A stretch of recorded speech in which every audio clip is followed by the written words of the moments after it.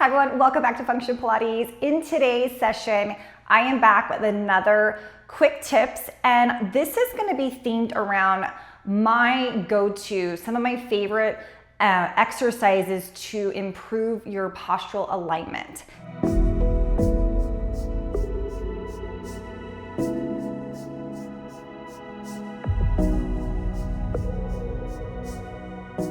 So a little bit different from actually using any apparatuses today, but they're so good that I want to share with you these 5 that I love to integrate into my own session, whether it's in the morning before I start my day or with clients, as well as for their warm up or even their cool down. So really good things to take away for today. So the first exercise is going to be standing windmills. So the way we address ourselves here is we're gonna stand about hip distance apart. So you wanna locate where the 2 bony parts of your hips are, and that's where you want to have your knees tracking underneath it and your ankles tracking underneath it. So we're gonna start there with our arms out to a T. And from here, you're just gonna go ahead and begin to laterally flex your torso from right to left here. And it might feel like this is a really simple type of technique, this type of movement, but you'll notice that one side may feel a little tighter, and that's your body speaking to you where there could be possible hip rotation that's occurring in your body. So we do this about 5 each way. So let's go ahead and take it for another 1 each way. And really try to not shift your hips, but really ground your feet when you're doing this. And then hold right there. Take it out another few steps wider with your feet, and then we'll begin again. So like I said, we're trying our best to maintain this nice upright position with our torso. This really is done well if you have like a blank wall to lean up against. It does honestly make this quite challenging. So again, for me, I'm feeling this more in my right hip flexor. So in the front of my hip is where I'm naturally feeling this. Last time over to the left and come back through center. So that I gave you 2 variations there with that exercise. Ideally, we would go through a 3rd variation, widening the feet once more. And then the 4th time we do this, we come back to that very first position where you're about hip distance apart with the feet here. It does make a difference. So go through that. Let me know in the comments below how that actually started to feel on that 4th time, because it should feel easier. It should feel like your spine is mobilizing a lot more. Okay, the second exercise is our standing elbow curls. So I'm already in position. I'm hip distance apart there with my feet. I'm gonna go ahead and take my hands, my knuckles, and go into what we call a golfer's grip here, okay? I'm gonna place that against my temples and my thumbs on my chin. So my elbows are going to be looking directly at you here as I close in. So what this is doing is it's helping to basically open up through the chest and to strengthen through the thoracic spine here, okay? So our goal is to do about 3 sets of 20. I know that might sound a lot, but it really does make a difference. And again, even if you don't do 3 sets of 20, it's just nice to get a set of 10 in to start to work through those shoulders here. And you might even notice that one elbow comes in further than the other one. Or you're like, I can't get my elbows at all to touch.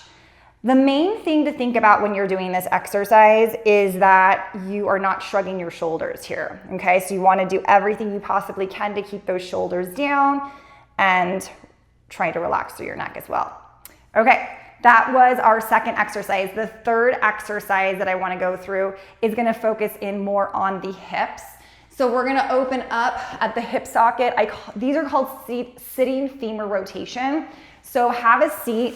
Let's take your feet a little further than hip distance apart here, okay? So I'm gonna go as wide as like my mat here that I'm on. And you wanna sit up nice and tall. So just kind of get the flesh out from underneath your sits bones. And again, try to flex your feet so you're anchoring and rooting down at your heels. And then with this exercise, you're basically going to, you can even take your hands behind you if you need to. You're going to internally rotate with both feet, so turn them in towards the midline, and then I'm gonna have you go ahead and take them all the way out away from the midline. So you're gonna notice one side is going to feel probably easier to do, and one side is gonna feel a little bit more challenging, tighter, less mobilization. And you're gonna notice here, as you pay attention to your feet, which foot can actually turn in closer to the mat and which one cannot. And as you open out, which of your pinky toe can actually reach closer to the floor and which one cannot. That's your indication. Again, this would be a really good one to do 3 sets of 15. And as you're doing this, you're taking that break in between. So you once you do your set of 15, you want to take a rest, and then you want to go ahead and integrate your second set, and then finally your third set. So really, really nice, again, to give to your clients to do on your own, to start to feel the lubrication at the hip joints here. Okay, so now as we're mobilizing through the hip, then we go ahead and start to strengthen the actual quad area. Okay, so I'm gonna come back into this hip distance apart position.